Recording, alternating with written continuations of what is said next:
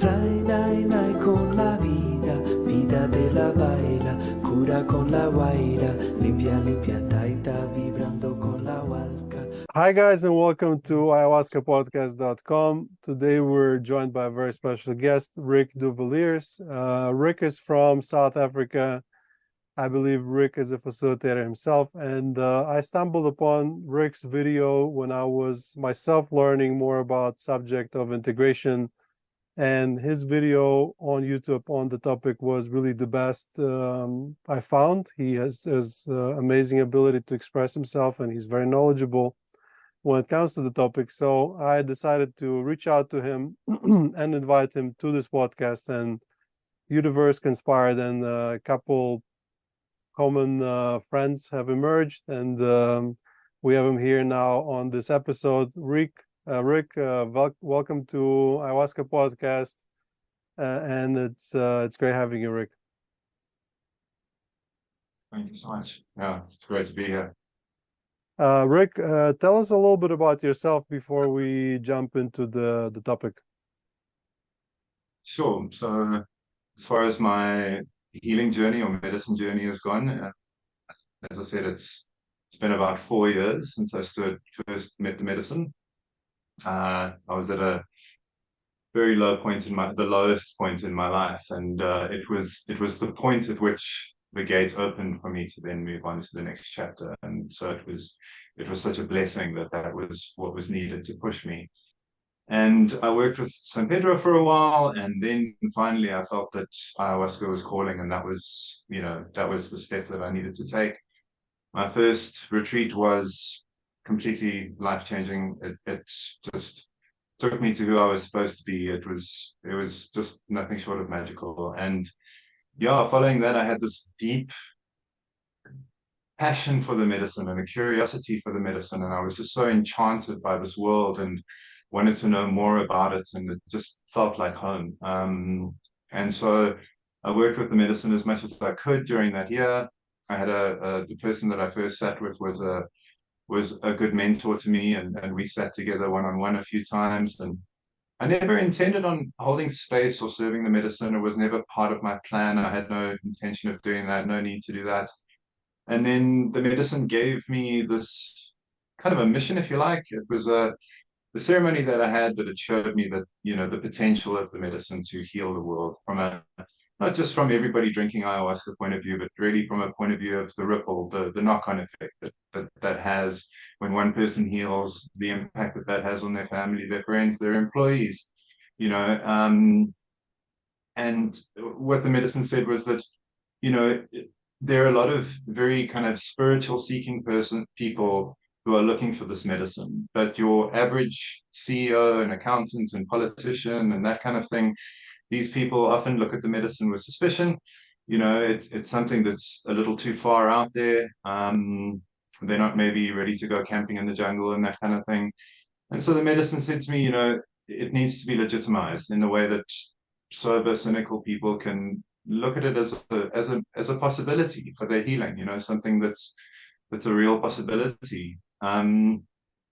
And it just said to me, look, if you're up for it, it's something that you could be good at. I've spent a lot of my life in kind of in the corporate world, working for corporate companies in my job.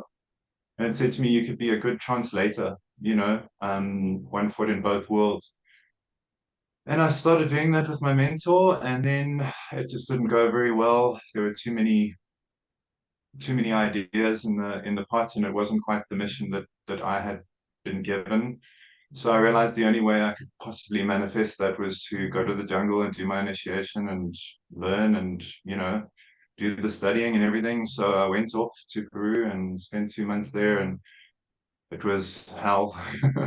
And and then I got back, and then I sat and co-facilitated with my mentor for about a year.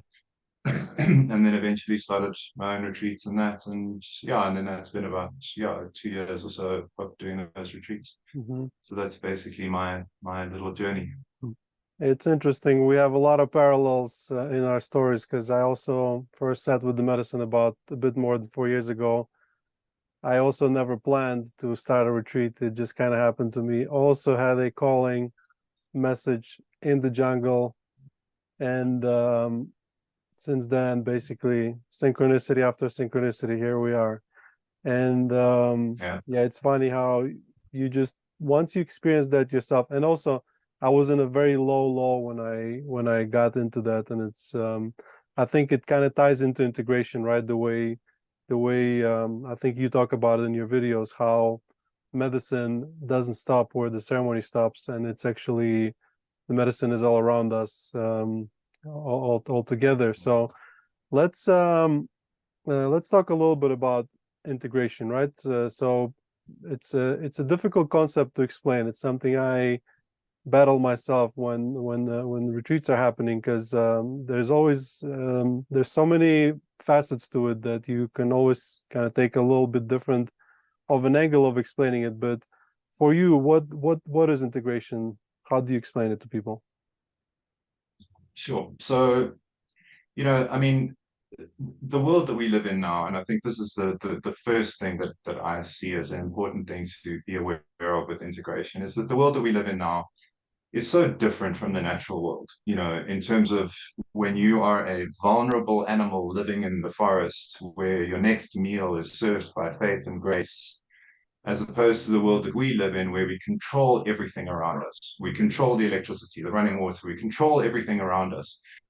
So there's so much about our lives which is constructed and contrived, and there's a sense of control, and it is everything's cause and effect, and all of that, and that breeds a lot of fear, because then what happens if you lose control? So, and then we have our traumas thrown into that, and all of that kind of thing. So you've got this whole baggage of life where it's all about this control and very much in the mind. And then you have this mystical, deeply spiritual experience. And what this medicine asks of you more than anything else is to have faith. If nothing else, it's to go with the flow, to believe in the journey, to let go, to surrender, and this is the greatest challenge for a lot of, Western-minded people coming into the medicine, is learning to surrender. It's obviously the biggest obstacle for everyone in the medicine, and it is the gift that the medicine gives you, which is the most profound. It's the ability to surrender into anything that life shows you. But obviously, old habits die hard, and there's so many triggers all around us to try and take control again, to try and, to fall into fear again. So I think by and large, the integration process is, on the one hand, a trust process. It's about trust and faith. So you have this, unbelievable window into the truth. And then it just gets tested. Every day it goes out there and it gets tested. And the integration process is really about taking those obstacles in your mind, or the whole of your mind essentially, and trying to quieten that down enough that knowledge, that understanding, that instinct for the truth that you experienced so profoundly in your journey, can become a part of your life, can become the walk that you walk every single day of your life, and that you can just manifest that understanding, that clarity, that peace. I think that's the crux of the integration process, is that faith, that trust, that calm, that peace, that surrender. And yeah, I mean, just to go on about, a little bit about what I said in the video, is that, when people think about surrender, I mean, integration, the mistake with integration is, I think that, just like we tackle every other problem in our lives with our minds, our instinct is always to tackle the problem with our minds. People will often have an inclination to tackle integration also with their minds, right? So they also set out a journal or make a checklist, or, as I say in the video, they monitor themselves, and they say, well, I said I wouldn't drink alcohol, so I'm not going to drink alcohol. And they kind of really monitor themselves and make sure that they're integrating, and scold themselves potentially when they're not integrating properly, or if they repeat the same mistake again. And, there's a sense of needing to perform, and meet some kind of an expectation that you've set for yourself. And you know, forgiveness of self is one of the other things that I find in the medicine is such a challenging thing for a lot of people. You know, forgiving other people in the medicine is often easier because you see things through the context of the other person, and that allows you to forgive them. It gives you the perspective and the understanding, you know, and the compassion. But forgiving yourself is really difficult because it's hard to move forward. You know, you see something and you feel like you maybe don't deserve to move forward. So, you know, that forgiveness of self is such an important part of integration as well, because integration can never be perfect, right? You cannot integrate perfectly. You can't come out of an ayahuasca ceremony and then just live perfectly for the rest of your life. That is completely unrealistic. So integration is such a, you know, it's an art form. It's a slow, gentle process. It's not something to be rushed. It's not something to be crushed. It's not something to be good at. Not at all. You know, it's something to be quiet about, curious about, kind to yourself about. You know, being like a parent to your 4-year-old self and giving yourself a break and saying, you know, this is this is my intention is to change. You know, my intention is to manifest this new part of me that I've come back to. Um, but it's not going to be overnight, and it's not going to be easy. I've got, you know, decades of baggage. And not to mention the other thing, which a lot of people struggle with integration, is the entire circumstance of your life. You've got all those relationships that you have to go back into. You've gone through a profound, you know, transformation. They haven't. You know, and this is something that a lot of people do struggle with. If it's a, you know, going back to a partner or going back to your friend group, you know, a lot of people say, you know, when people who come back on retreats and things like that, I'm sure you've experienced as well, that, you know, their friend groups change, you know, after they start working with the medicine because it just doesn't work for them anymore. That friendship was filling a hole, and that hole is now gone. You know, so that friendship then doesn't serve the same function, and it's no longer necessary, and that's quite traumatic, and obviously other people don't like that. um, so it's not as easy as just walking out all zen and just going about your business. Everyone else expects you to be a certain person, and shedding your skin, so to speak, is troublesome. The world might not always approve of that. So yeah, there's so many pitfalls. But I always say when you're going to go through something hard, the best way to approach it is to acknowledge to yourself first before you start that what you're going to go through is hard. Because just that process of acknowledgement, you know, it's like you're just about to run a marathon or climb a mountain or whatever the case is.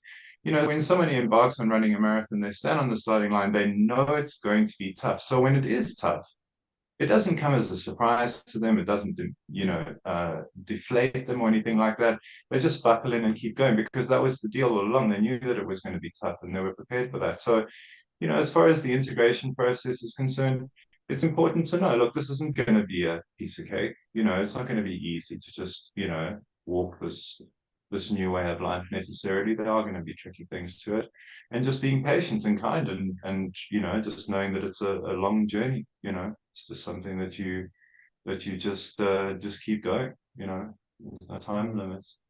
Setting expectations is very important, you know, when people come to the retreat, and they need to understand that ayahuasca is not going to be easy, and there's work you need to do and nobody else can do it for you. And it's same with integration, right? And the work is even, the workload is even bigger when the retreat ends and there is no direct guidance from the medicine to tell you exactly what to do.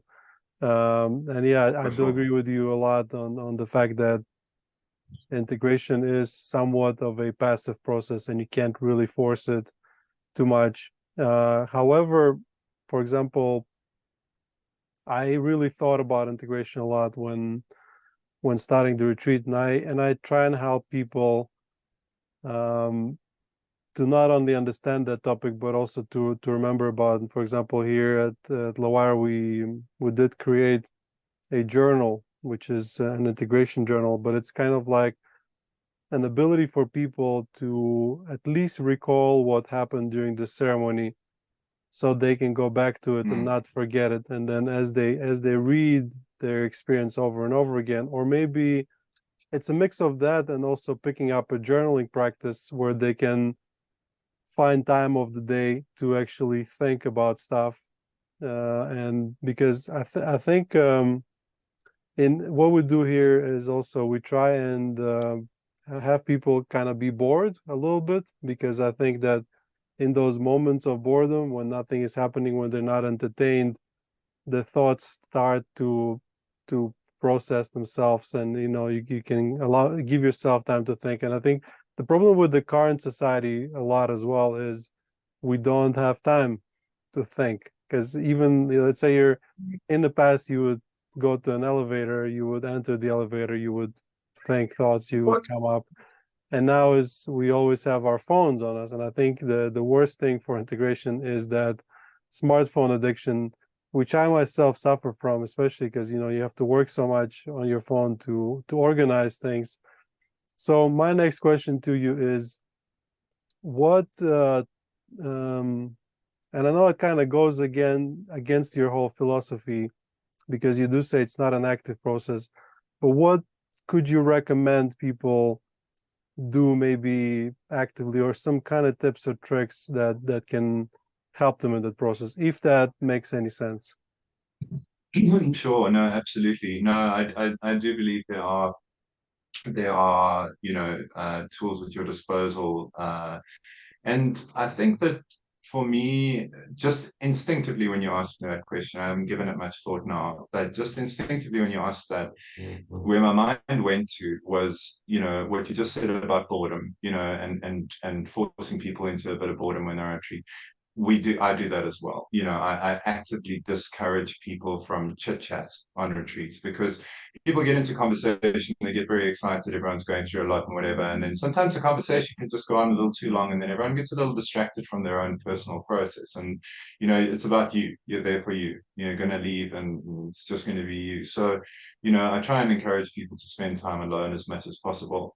So the whole thing about the medicine and its gift, right, and how it gives that gift, is this idea of sitting in discomfort, right? That's what the medicine does. It puts you into a state of discomfort, and you need to surrender to that. And so you learn to master discomfort, fear, pain, dread, guilt, regrets, all these things, and sometimes just physical discomfort.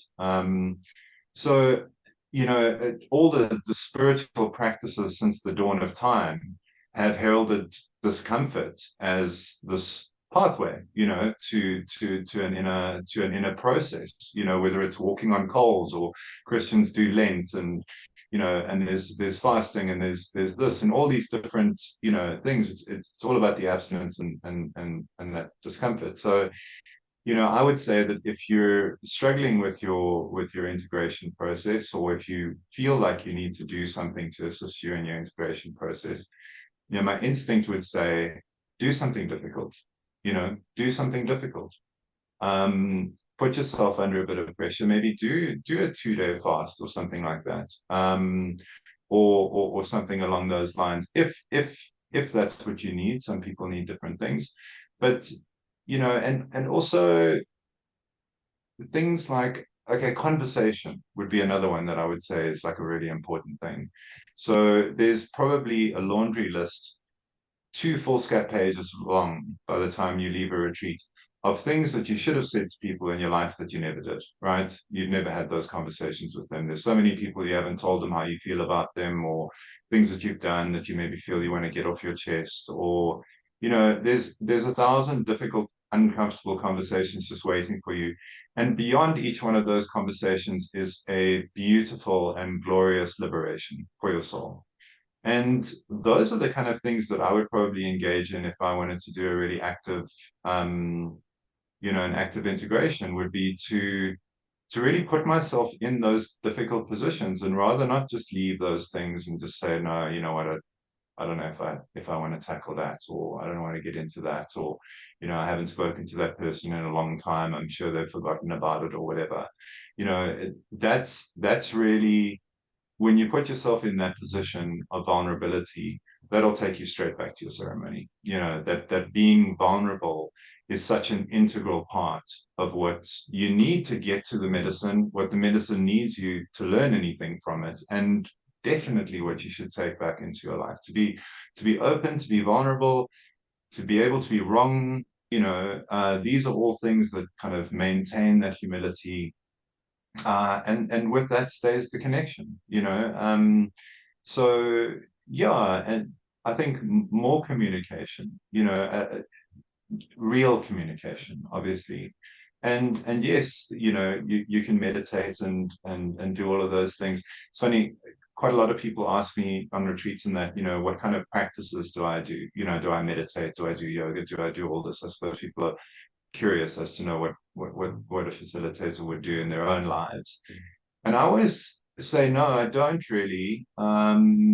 Because for me, I try and look at life as a meditation, that every single moment of every single day, and I was just saying that it's not for everybody, but I think there's a possibility that when you start meditating habitually, what you do is you almost create that same thing where I talk about in the integration video, where it's easy to see the medicine as one world and the real world is a different world, and that's a mistake. You've really got to understand that the spirit moves around you all the time, in the medicine, out the medicine, it's all the same thing. And so it can be the same thing with these practices like meditation and yoga and all of these things. It can be the same thing where, you sit down to meditate in this harmonious environment and you burn incense or whatever the case is. And then when you stand up off your meditation, there is this transition from this sanctuary that you've created, even if it's only in your mind, and then going into the traffic and having someone cut you off or steal your parking or whatever. So, for me, I want to be able to, whatever I do for my integration, I would want it to be kind of real, like real as in amongst everything else, amongst all the noise.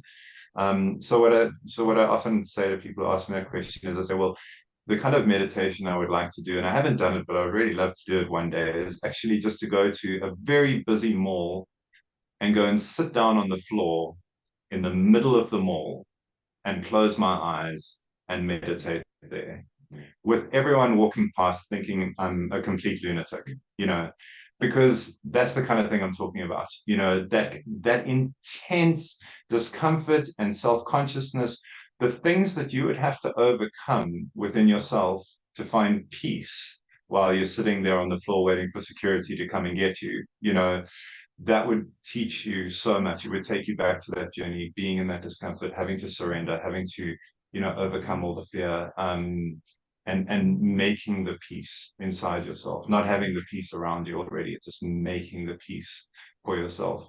So yeah, if I was to talk about active integration, it would be things like that. It would be things where you're exercising those muscles, you're exercising those surrender muscles, if you like, kind of putting a bit of pressure on that. This is all true that you're saying. It's just extremely difficult. It's kind of like expertise level kind of meditation, right? And this image Sure. that you said about you sitting in the mall and meditating, it reminded me there's this Japanese, I believe, practice where there's a monk and he quietly walks through a busy street, and as he takes a step, he rings the bell. That kind of stuff, like where meditation is pretty much your entire life is meditation. So it's interesting that you mentioned that you tell people at the retreat not to chit chat.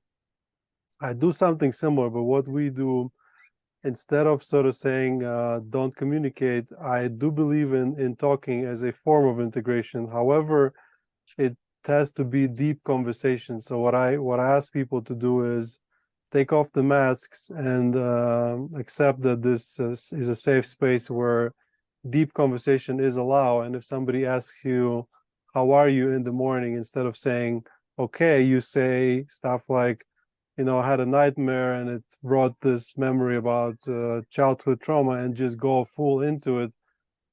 So what do you think about that approach? And what do you think about talking as a form of integration, specifically one-on-one, or maybe in a setting of a word circle or a sharing circle? Yeah. Oh, absolutely. I mean, one of my journeys was actually one of the videos on the channel. One of the journeys I had was about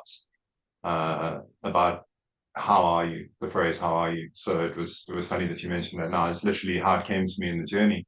The Just so you medicine know, showed me. I haven't seen that video. I've only seen, Okay, I think, two of your videos. So, but I think we agree on a okay. lot of stuff. No, for sure. And it showed me that when we greet people at the doors of our house, so you got friends coming over, family coming over, whatever, you open the door and right there, standing in the doorway, you say, "How are you?" And they say, "Hey, I'm good. How are you?" And you say, "I'm good." And that's it, right? That's it. That's the end of the conversation. That's the end of the "how are you" conversation. And then you sit down and you talk about the kids and you talk about the weather and you talk about COVID and you talk about all these other things, right? And the medicine said to me, "This is I've got to stop doing that." And it was kind of, it had a sense of humor to it, but it said to me, "How are you?" Mustn't be said at the door.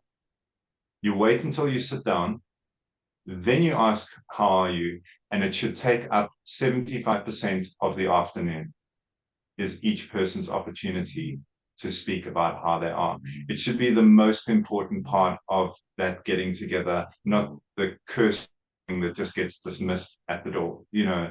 And it's very much the practice around sharing circles and things like that, which we practice in this medicine. And I think a lot of people don't have the confidence to try and encourage that within there. It's again this resistance from peer circles and friends and family and stuff like that.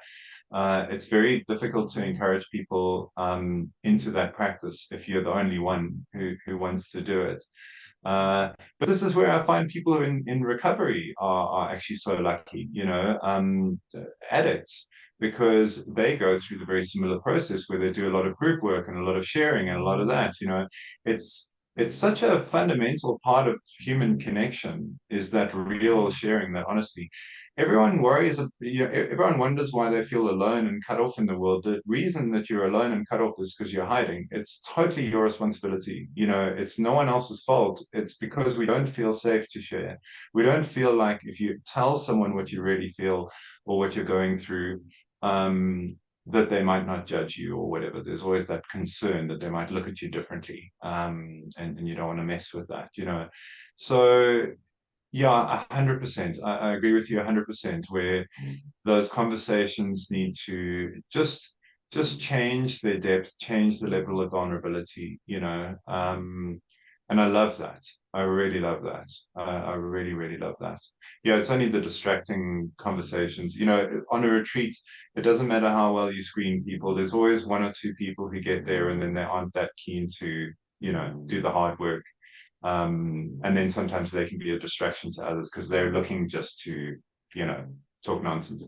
Um, so Yeah, that's why I always just say to people, if you get this is into a true. circle like that, move away. Don't get caught up into that because it's just going to take you out of your process. Not everyone, and when you have screening conversations with people, I always try and place as much emphasis as I can. I say, look, this is really, really tough. Hardest thing you're ever going to go through. You think it's what's hard is this is really hard. Be prepared. And everyone always says, "I know it's good. I'm ready. I'm ready. I'm ready." Until they get there, and then it's like, whoops, I don't want to look at that.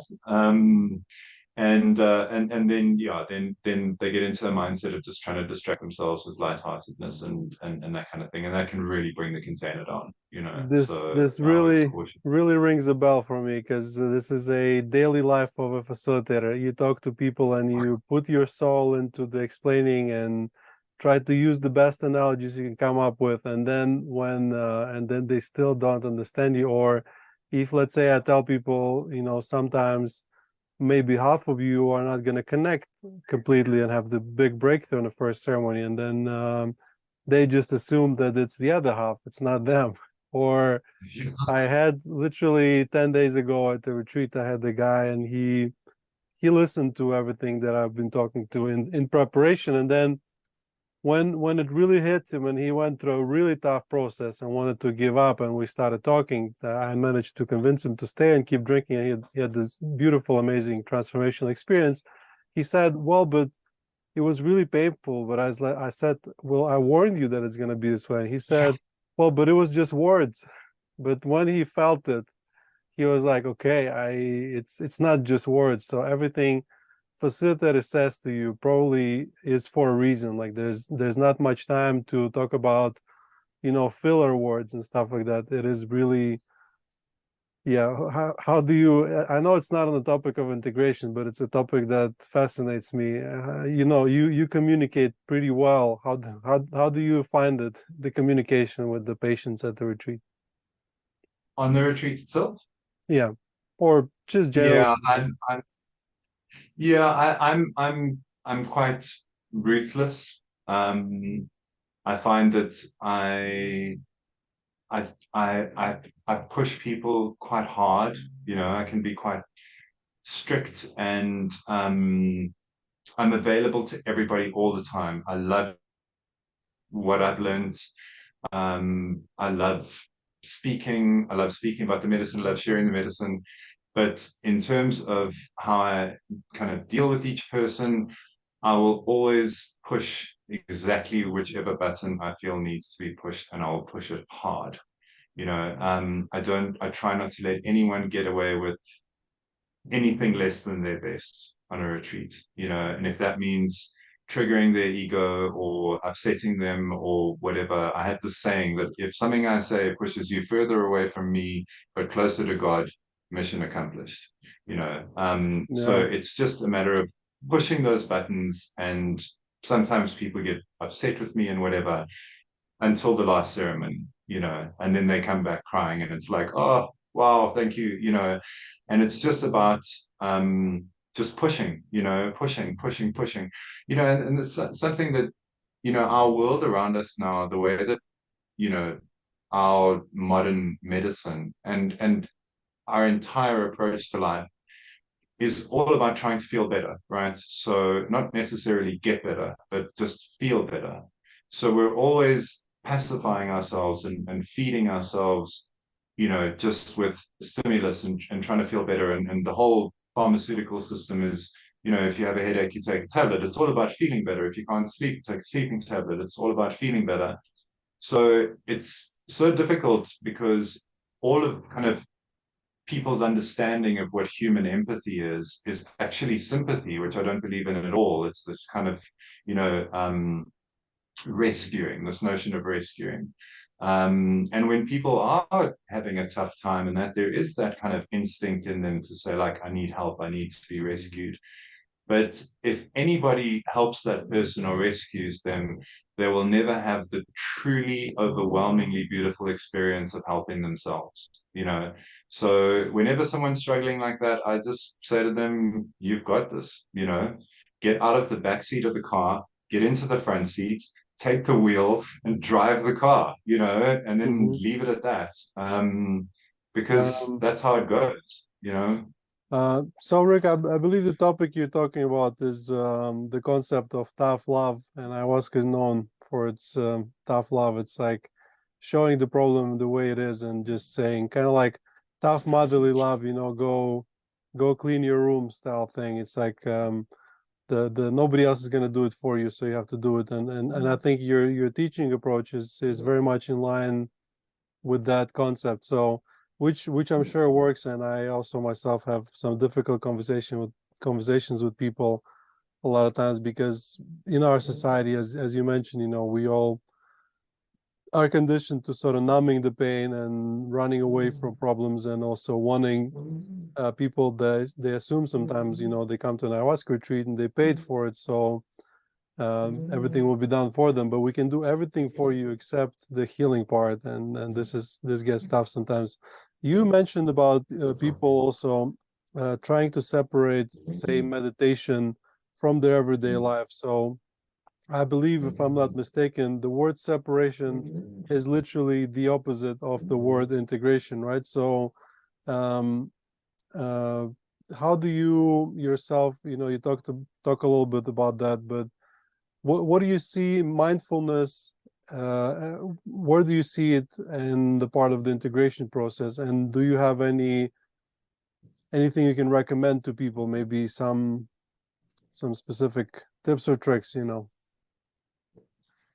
So as tricks go, yeah, it's something that I actually speak to my wife quite a lot about, just as we navigate life together, and and it's something that often comes up, is when you're faced with a situation in life, there's always the mental interpretation and the spiritual interpretation, um, and if you get a flat tire, or if you run out of electricity, or if you crash your car, or anything happens, there's if you crash your car, it's very easy and very common to say, well, I shouldn't have been driving on the wrong side of the road, or I shouldn't have done this, or I shouldn't have, turned so soon, or I shouldn't have been in a rush to get there, or whatever the case is.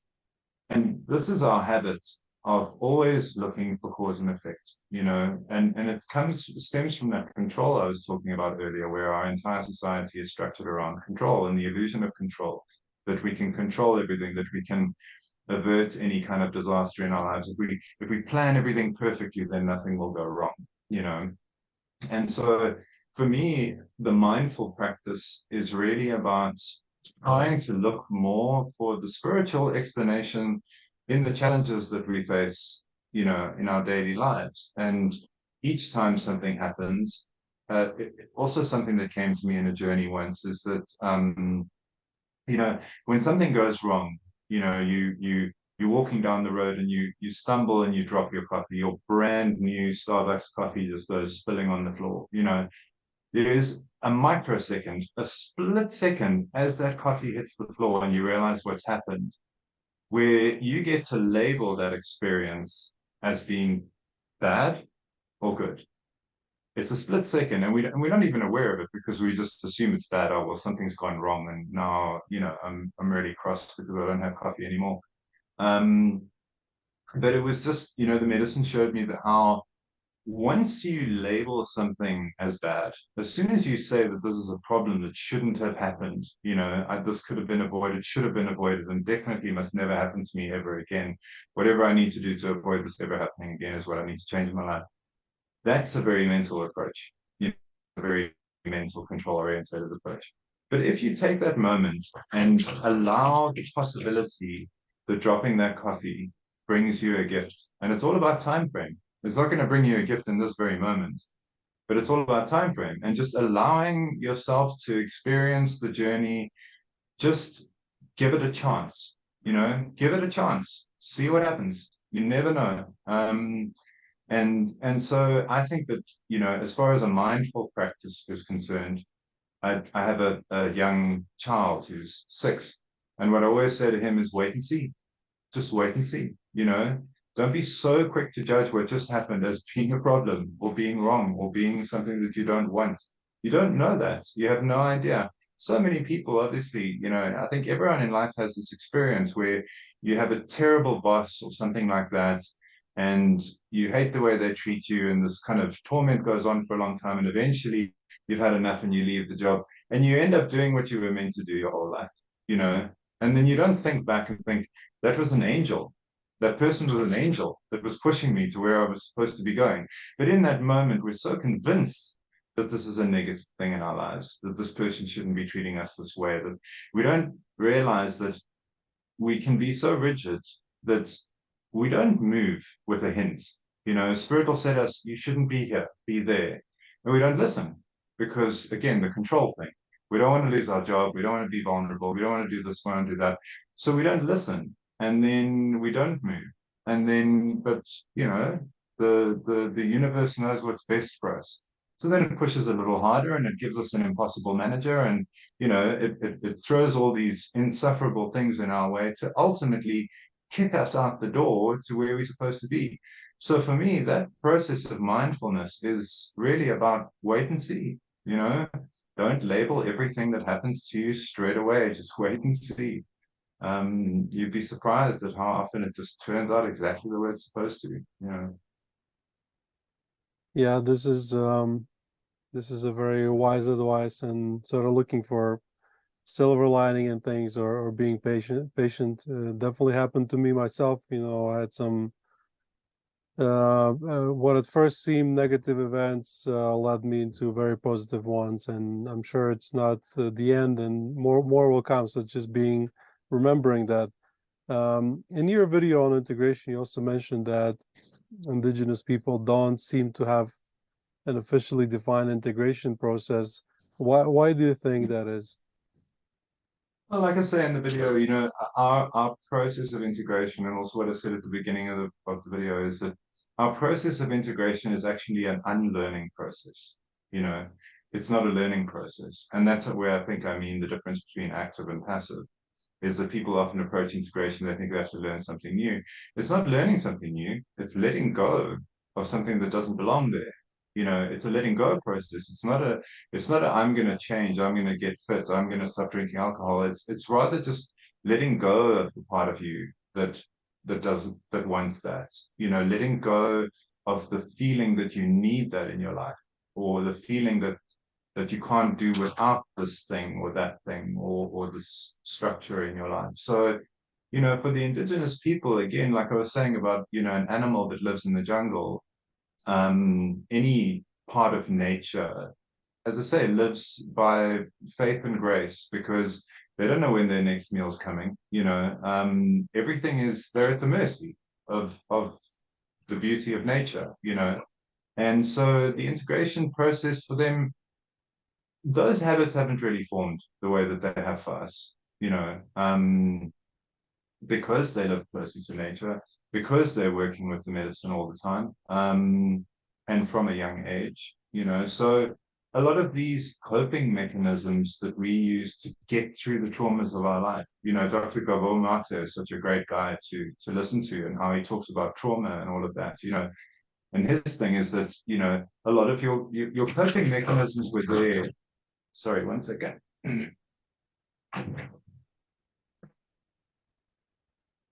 Your coping mechanisms are there to protect you as a child, you know, and to protect you and get you through life, you know, and difficult situations in life where you had to survive. And that can be being bullied at school, being made fun of. It can be anything. Trauma doesn't have to be something huge and significant and, you know, abuse or something like that. Trauma is anything that makes you look at yourself with anything except love, you know. So, um, you know, that's where our coping mechanisms come from. And then we build a whole castle on top of that. You know, we make a whole life out of those coping mechanisms. So the integration process is really about letting go of that. And I think that they haven't put as much of that into their lives as we have. And it's actually quite sad to see, as the modern world penetrates the jungle, how, you know, these people who used to be living completely within nature are now all on social media, you know, and, you know, going into town all the time and stuff like that. And there's kind of a sadness experiencing that, because you know that you know where that goes, you know. So it almost feels like there's a time limit, in that, and that knowledge will be that perfect integration with nature will almost be lost to humanity, you know.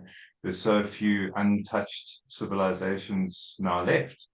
And I think this is a very important part of, you know, kind of where you and I sit, is trying to keep this alive, at all costs, you know, and studying it, and respecting and honoring it, and, you know, and trying to carry it forward, you know. So yeah, so I think the integration process is really just a consequence of our modern mind, really, our civilized mind, if you want to call it that. Yeah, Unwinding that. there's this big movement of, you know, capitalism and sort of modern day living coming into the indigenous people's lives, and there's also an opposite direction, the ayahuasca coming into the Western world. So the question is, what wins? Sure. What happens first? And then Yeah. maybe by the time the Western way completely takes over, it might not be that bad already. You know, that's my hope, and I'm sure it's yours as well. As like any person Absolutely. that's optimist and is hoping for more people as possible having ayahuasca experience, hopes for this other version of reality where we are better off as a society. And yeah, I think another thing that indigenous people have, and generally South Americans to a larger extent, is they still have the families and their communities. They're still big, and the sharing is still there. They really have that mechanism that I believe we have lost in the Western world. So even if looking at once again at talking as a part of the integration process, I think they still have those deep conversations. At least, my wife, she's Colombian, and of course she's partially indigenous, like all like all South Americans, and you can see it in her. But she's not. She didn't grow up in the jungle. She grew up in the countryside, and she's educated and is largely a part of the Western world. However, when she spoke to her family members or her friends on a daily basis, the way they share is much deeper than you would observe in a conversation in my country or in between two North Americans. So I think if we go back to building communities and like allowing that form of kind of like we would naturally, I would assume, with a bonfire in the middle and group of friends sitting around and people and community members and just sharing about how their day went. I think this is also a beautiful sort of way to integrate. And you mentioned Gabor Mate. I really love Gabor Mate. I partially, when creating this podcast, I kind of had this unrealistic dream to maybe interview him one day, and you never know. Oh, that'd be great. Yeah, you never know if you just if I guess if the universe is on my side, it will happen. So Gabor, if you're listening, which I know you're not, so or maybe somebody who knows them, send me the contact. I need to interview this guy. He's been a big part of my own journey with the medicine, and it's interesting that you mentioned him. So as a outside of the topic of a facilitator, something we touched upon a little bit just now, what do you see the future of ayahuasca and in our modern society? What do you think it will happen? Where are you yourself pushing towards? In which direction? What do you mean direction? Like You mean yeah, I guess that's my way of thinking, because you're going more with the flow. But for example, my hope is I want to have as many people as possible have experience with ayahuasca, experience the healing and launch their healing process.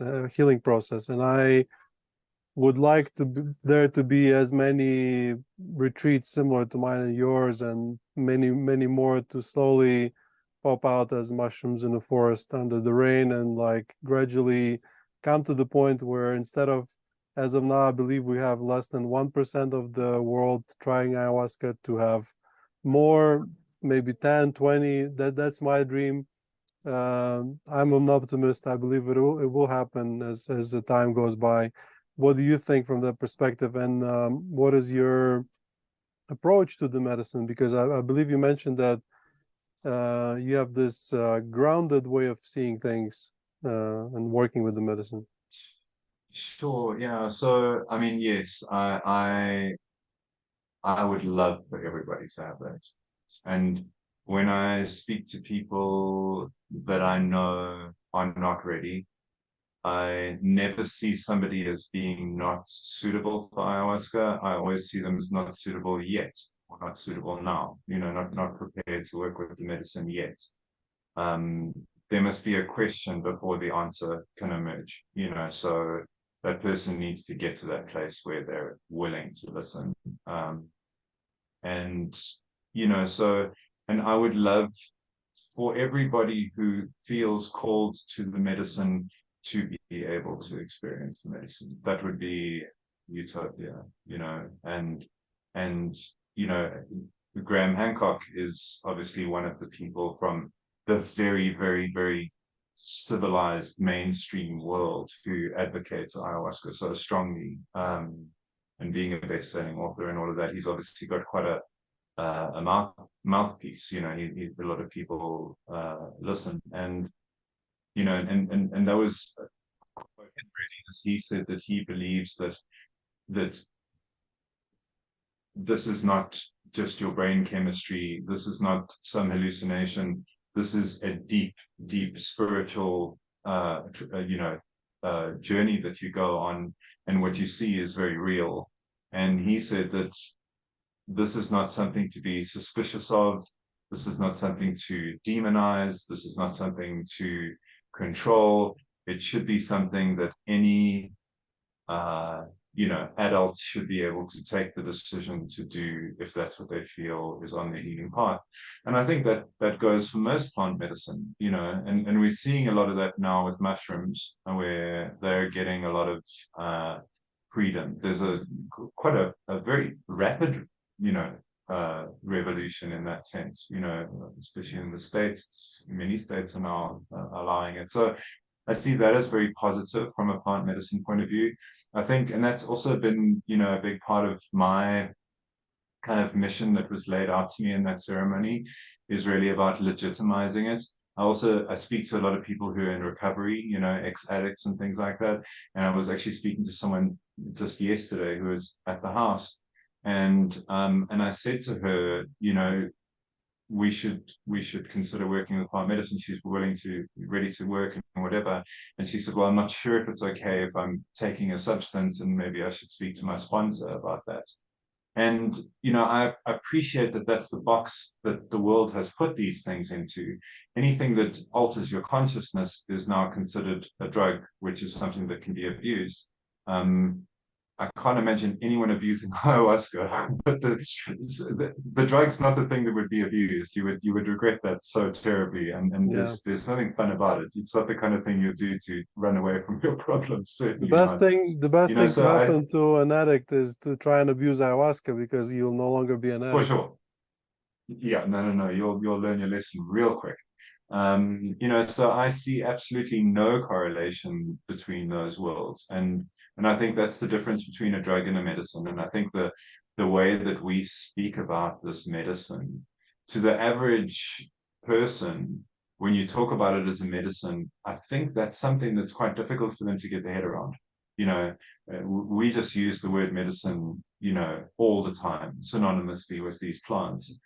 And I think that there's a degree of resistance there that they don't really kind of maybe believe that 100%, and maybe think that we're just, sugarcoating what's actually a drug, because that's the simple view on things. If it alters your consciousness, it's a drug, and it's dangerous, and you might get into trouble with it, and all of this kind of jazz. So unfortunately, we've got a legacy of that, thanks to the war on drugs, and thanks to all of that stuff, where everything's just been piled into that box. But with marijuana being rapidly, it's exploded everywhere all over the world, and now mushrooms are going through a similar kind of a rebirth, from a legal perspective. I'm really hoping that, San Pedro will go through the same thing, ayahuasca will go through the same thing, and slowly but surely people will start to realize, and governments will start to realize, that these things heal you, and it's for the betterment of society. And but obviously there's a lot of strings being pulled everywhere that, it's a difficult process. But as far as I'm concerned, and I think you probably feel the same, as you do what you can with what's in front of you, I just keep trying as hard as I can within my environment, and hope that that makes a difference, Yeah, I hope but I I do hope hope for the that. same thing. I hope for the same thing, that the world slowly rebrands these medicines to from drug to the medicine, and responsibly so, meaning in a controlled setting, people will experience their healing to eventually Ceremony. where ceremony, where the better world can exist. I'm even open to the medical therapeutic setting, but it has to maintain some side of the ceremony, because if you take the ceremony away from ayahuasca, is like taking roots off the tree will then rot. And yeah. Absolutely. Yeah. This is what concerns me, is that, there's some research being done, and I appreciate that the scientific community is looking at some of these plants. However, the scientific community, or the pharmaceutical community, is notorious to wanting to put something into a pill, and also to separate the molecules. So, we want to address Parkinson's. Well, only this percentage of ayahuasca has a proven scientific effect on Parkinson's. So we'll remove all the other molecules and we'll just isolate this one molecule, and you'll take it in a tablet. And that is not what the medicine's about. So if I'm not keen on that type of legitimacy where it's used as a product. Yeah. But the kind of legitimacy where they appreciate the ceremonial context and realize that in the context of that, it must be done that way. It's a sacrilege. Yeah, I do agree. Let's keep things traditional and ceremonial. Rick, we are running out of time. Unfortunately, I have a feeling we could talk about this subject for hours and maybe other more, and probably we should do it again. So guys, if you like this episode and you're watching it on YouTube, do leave a comment and ask for another one. And if you leave enough comments, then maybe Rick will agree for another episode. I'm just kidding.